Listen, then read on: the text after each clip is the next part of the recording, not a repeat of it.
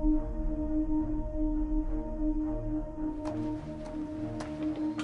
Critic, what are you looking at?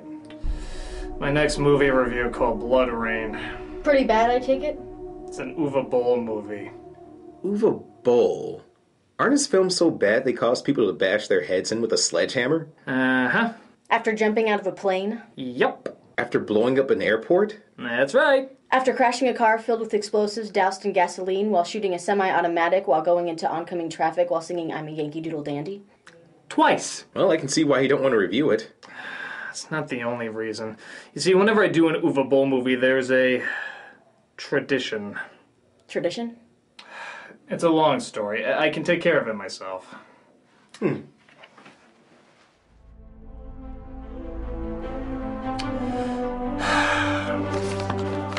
Hello and welcome to Atop the Fourth Wall, where bad comics burn. Sometimes a comic comes along where you just have... It's time.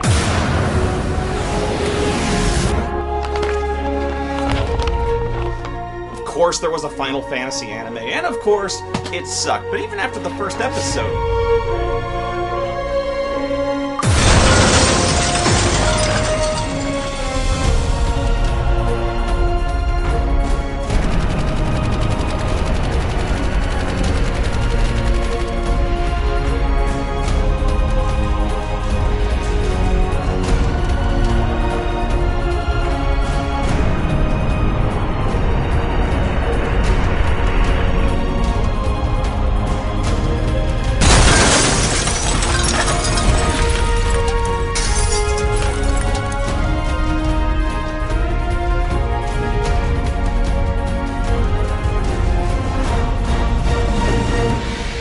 You guys are so dramatic.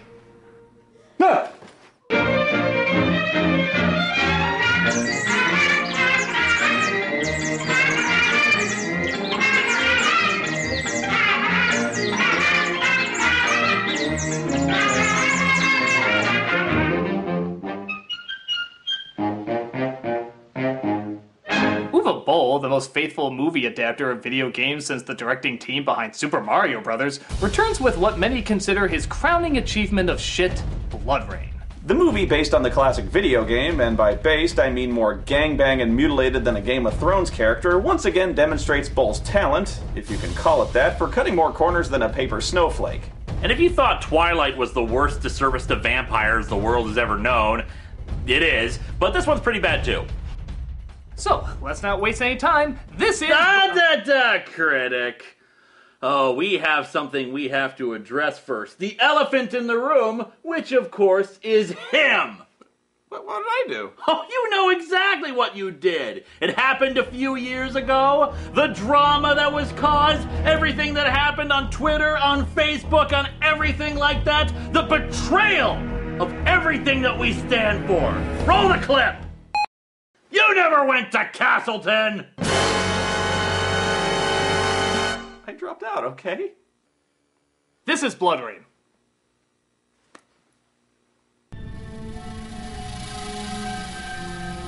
Dude, do we have to censor the lettering? Those two O's are looking pretty phallic. Hey, if the aliens logo could get away with an I-gina, I think we can let that pass.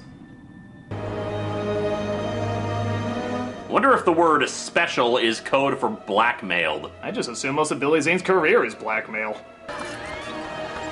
We open up in...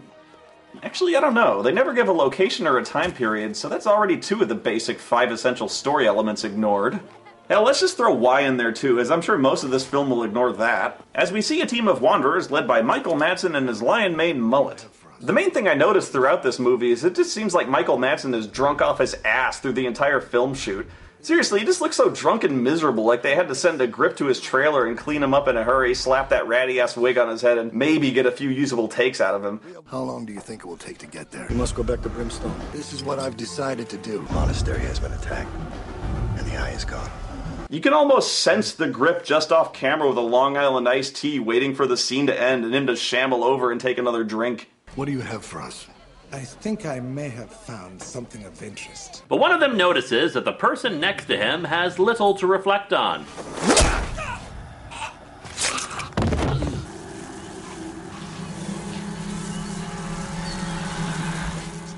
I like you Brimstone people.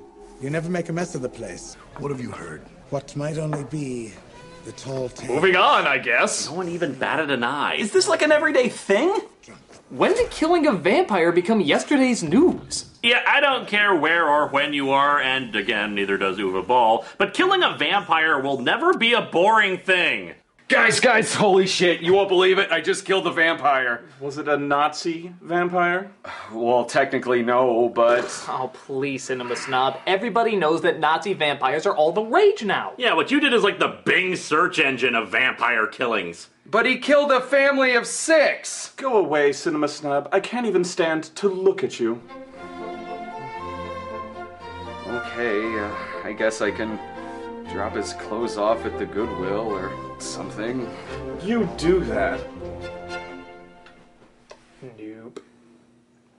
We then see a carnival where a half-human, half-vampire named Rayne, played by Kristana Loken, is dragged out as a sideshow attraction. So sensitive to water. The very touch of it burns her skin. Wait a minute, was that holy water? Nope. Then how the hell did it burn her?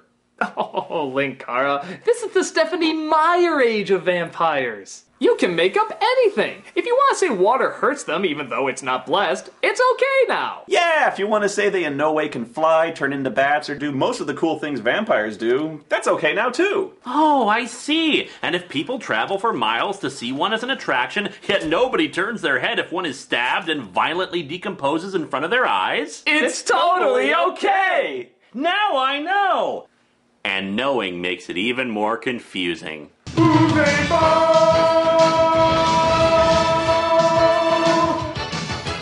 But one of the other attractions, the amazing candle slicer, takes a liking to Rayne and dreams of living in a better world with her. My uncle, he's a sailor, and he once told me of a place where people play all day, and the trees grow fruits in every color of the rainbow, and the sunsets set the whole sky on fire. They got tons of popcorn there. There's cotton candy, mountains of it, and chocolate milk, and Maltons. Gonna have a field of alfalfa for the rabbits. Without war and traffic accidents, for the sake of the human being. Doesn't it sound wonderful, Rayne? We then cut to her escaping? Wait, when did that happen? Oh, I guess she was just dreaming. Does she always dream in Photoshop smears?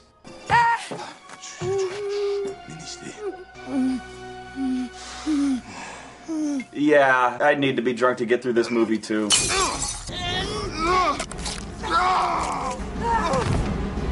Wait a minute, now she's back in the field. What the hell's going on? Is this a dream? A flashback? What?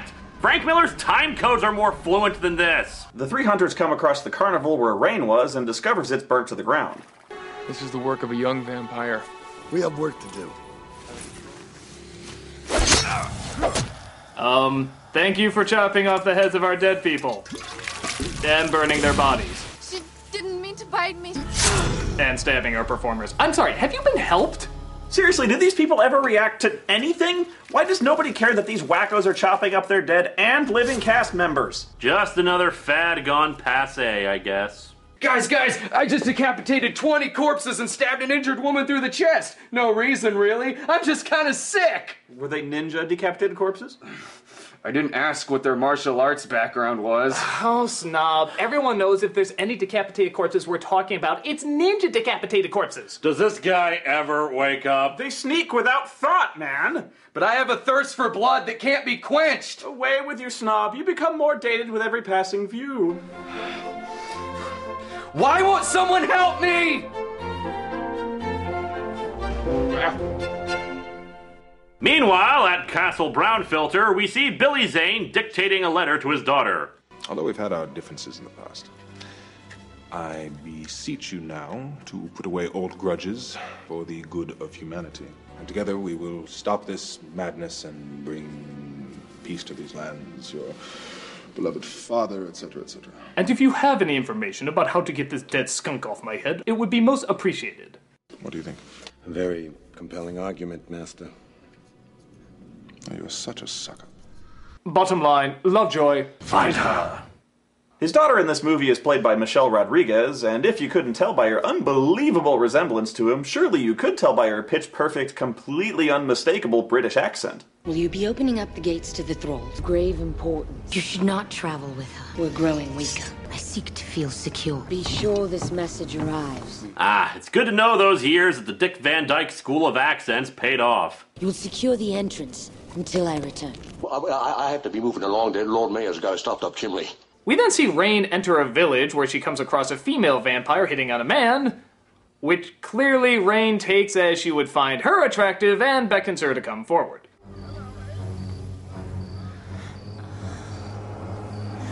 Bow chicka wow, ow! But a fortune teller sees the bit and run and decides, for really no reason whatsoever, to tell her the future. Most believe that your kind are merely legends. Part vampire, part human. Generally, they're exterminated. You've hidden well. Yes, you've been displayed in front of dozens of people and killed off an entire carnival single-handedly. You're better than Solid Snake. There was a man. Kagan? Kagan's not a man, he's a vampire. And you are his creation. He killed my mother. Vampires are rarely a product of a happy union between a vampire and a human. You lie. So you mean your vampire father killing your mother was a happy union? Oi, somebody's in denial.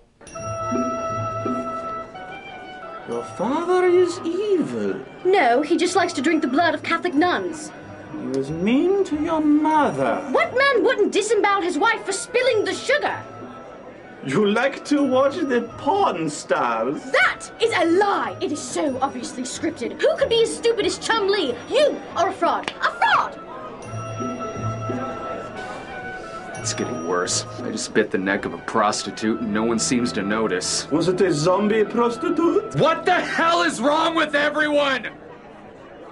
Meanwhile, at Hogwarts, we see Ben Kingsley, presumably paying off an LED TV, as Rayne's evil father. He's just been told that Rayne is off to get a magic eye, sure, which is said to help get his attention. Oh look, a sailboat. Kill her. Let her find the eye, or let her try, then kill her. Something you'll notice very quickly is that Kingsley's scenes are phenomenally short. Some barely even reach a minute. They're so short, I think he literally charged by the second. You could pretty much sum up every scene with, "Are you evil? Yep. Just checking."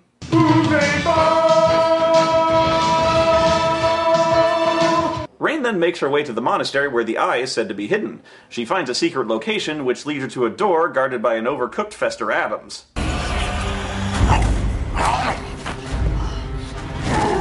Look out, you nearly hit the camera! Good.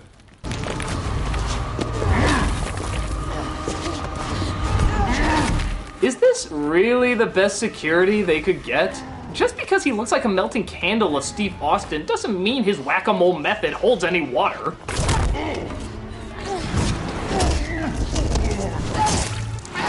Oh, door. Next, she enters a booby-trapped room that makes Indiana Jones look like a true-life drama.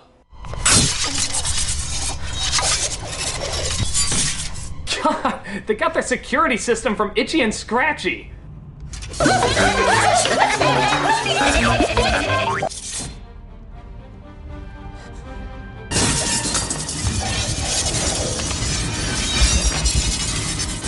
Yeah, right. I think we all know what would happen to her.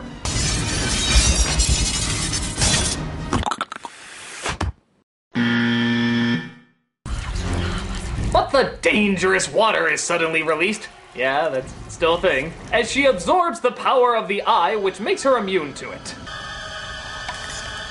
Activating the water trap for the device that makes you immune to the water trap. Hey, here's an obvious question. What if the person getting the eye wasn't a vampire? I mean, okay, the whole vampires melt in water thing is stupid already, but what if it wasn't a vampire that got it, though? What if it was just a normal guy? Would the water really be that big a threat? You have stolen the forbidden treasure. Now face the ultimate torture.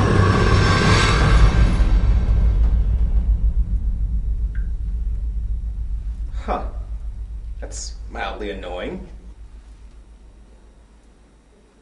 Can you do my pits?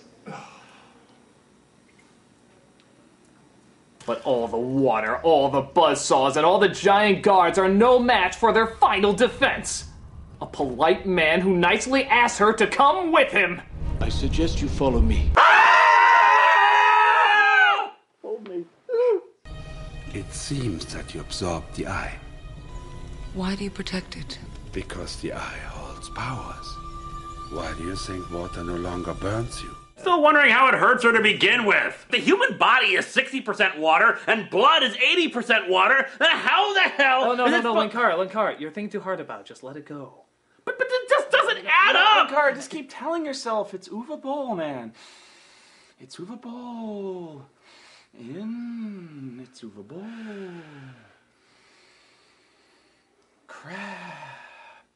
They all belong to a long-dead vampire named Belial. He discovered a method to defy those elements that destroy vampires. So it's explained that the eye and 3 other separated body parts belong to a vampire who tried to perfect their weaknesses, and that if the body parts were all brought back together, it would make the most powerful vampire ever. 1, if he managed to pull this off, then how did he ever die? 2, if they're so powerful, why didn't they just destroy the damn things to begin with? This movie is driving me crazy! Oh, come on, Linkara, you gotta calm down, man. All right, remember what we were talking about? Uwe Boll. In, out, Uwe Boll. That's it. Out of back to your brain!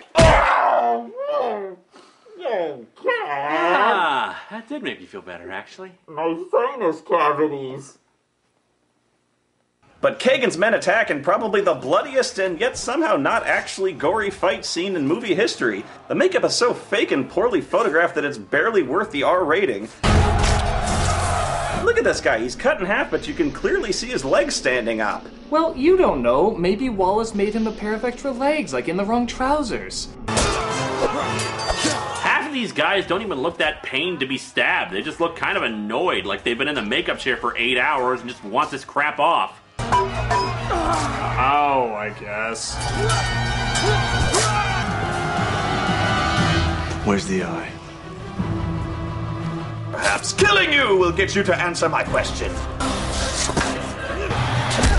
Rain gets knocked out, but that's of little consequence as we have more important things to focus on. Like, hey, it's been 10 minutes. Time for another 5-second Ben Kingsley cameo. Come closer. Don't be afraid. Yeah, all he's gonna do is rip open your neck and feed on your insides. I can see why Rain thought her mother and him had a happy union. And just when you think this is the most pointless celebrity cameo, take a look at who they got to play the owner of the vampire feeding house. Why do you come here and insult my palace with your stench? Is that Meatloaf? Yep. Wearing a 19th century powdered wig? Yep. Surrounded by whores and giving a performance more over the top than a kabuki pole vaulter? Yep. The mightiest of all vampires. Oh my god! This is comedy overload! We need time to get all our jokes together. Pen! Paper! We'll be right back. We just need time to get all of these jokes out and organized.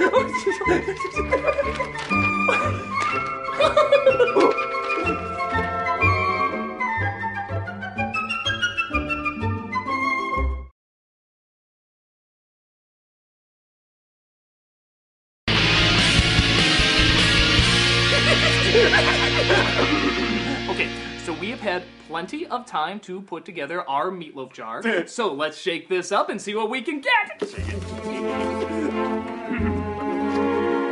Ladies and gentlemen, Wolfgang Amadeus Meatloaf. How is it he managed to find a role even more demeaning than bitch tits? Suddenly, his role in Spice World is looking like a step up. Just because you didn't wear women's clothing in Rocky Horror doesn't mean you have a perfectly good excuse to wear it here. We know you're prostituting yourself to be in this movie, but you didn't have to make it quite so obvious. It's midnight at the Lost and Pray to God Not Found. This movie sucks!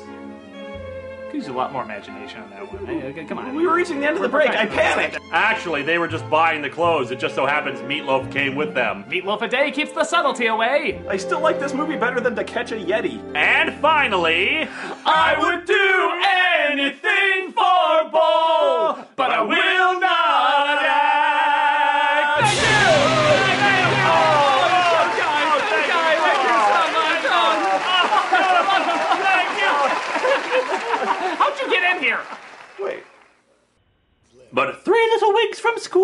they break in and try to bust her out. They, of course, have to fight off some dangerous foes.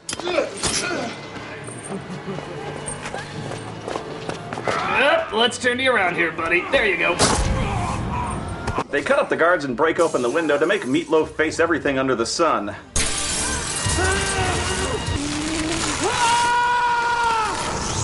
Oh, how nice! He did the Colossus yell before he died.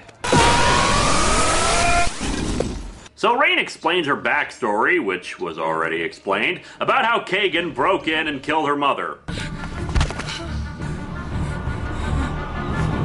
Hey, come on, I'm Gandhi. Don't you want to say you got with Gandhi?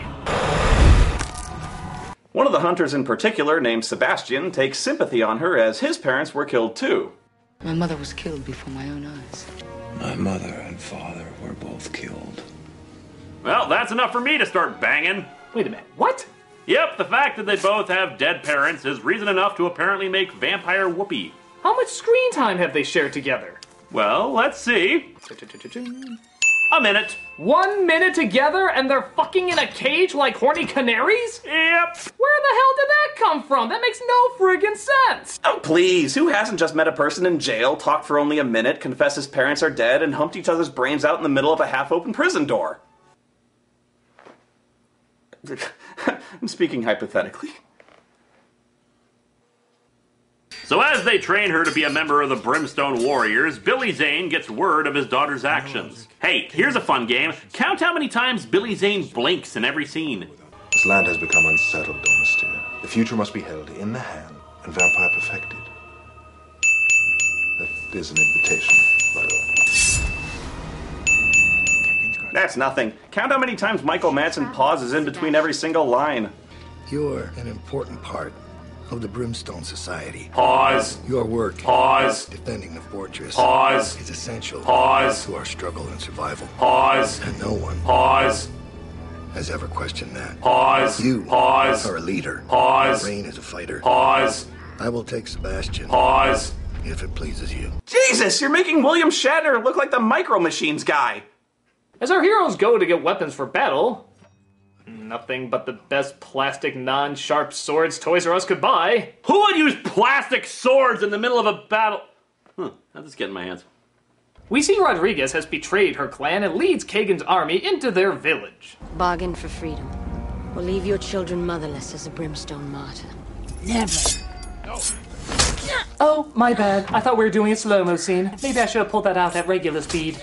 Rayne goes after Rodriguez alone and defeats her while finding the other magic talisman. She finally rides to confront Kagan. And what's her ingenious plan to get in without getting herself captured? Take up. Getting herself captured. I feel like she missed a step there. But it's okay, because Mullet 1 and Mullet 2 have an even better plan to get in without getting themselves captured. Getting themselves captured. Has the film just given up? I mean, not that it tried that hard to begin with. So Rayne's gonna be sacrificed with the talisman to make Kagan the strongest vampire in the world or some shit like that. Honestly, if you still care, you should up the dosage of whatever you're taking. Stop it! How dare you strike my daughter who I'm about to kill? So this is when Michael Madsen does the weakest and stupidest attempt at the guard sick man escape routine I've ever seen in my life. Thrall, my companion is gone. I don't know what's become of him. So the guy just walks in there looking for the magic disappearing prisoner, and of course he gets knocked out. This delivery is so bad I can't even tell if it's done intentionally badly or not. It's amazing. How could anyone possibly believe a lie so poorly delivered? My companion is gone. I don't know what's become of him. Guard, these pretzels are making me thirsty. I don't know how I could have gotten so hungry. Sure enough, the two guys that got captured taking on all the castle guards suddenly have no problem taking on the exact same guards again. Hey, it's Uwe Boll. I'm surprised they cared enough to do it right in the first place. Well, I guess Madsen felt the same. He gets captured, killed, and, following the theme of the movie, couldn't give a rat's ass. My God, man, you're being stabbed. Don't you care? It's like he's barely awake. What would it take to get an actual emotion out of this guy?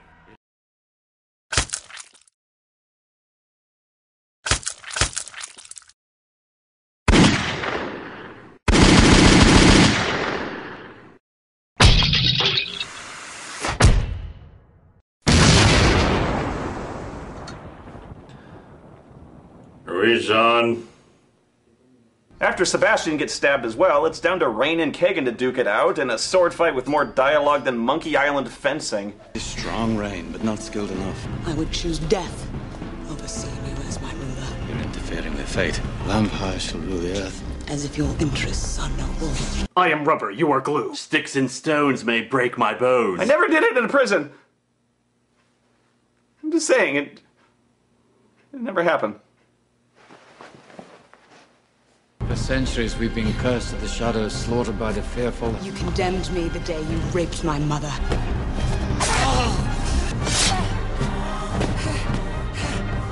Ungrateful bitch. Touché. Ungrateful for what? Fuck you!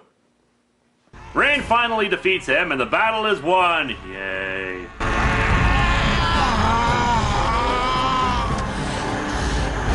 This rose still had more dignity than the Mandarin. Please, please, you don't have to leave me. It's my time. Kagan's finished.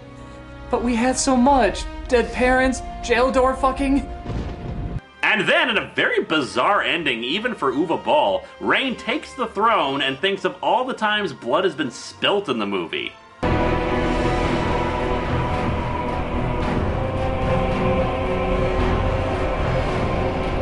It does make me realize how many people apparently had red hoses buried in their bodies. Yes, we have a minimal 1 minute for romantic chemistry, a whopping couple of seconds for most of the villain's establishments, and yet over 4 minutes of replaying all of the film's goriest moments in slow-mo that we already saw before. At least he has his priorities straight?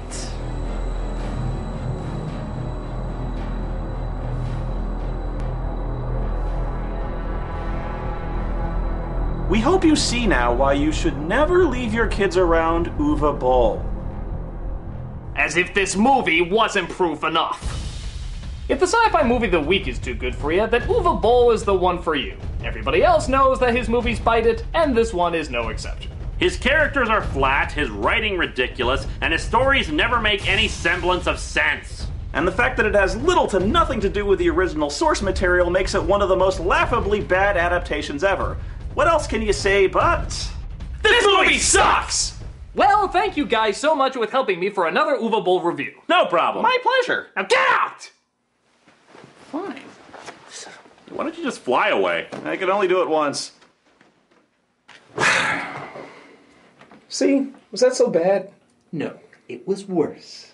Well, what are you going to do now? I am just going to sit here and stare forward, thinking about the review I just watched, hoping I can trick people into thinking I'm more artsy than I really am. All right. Whatever does it for you.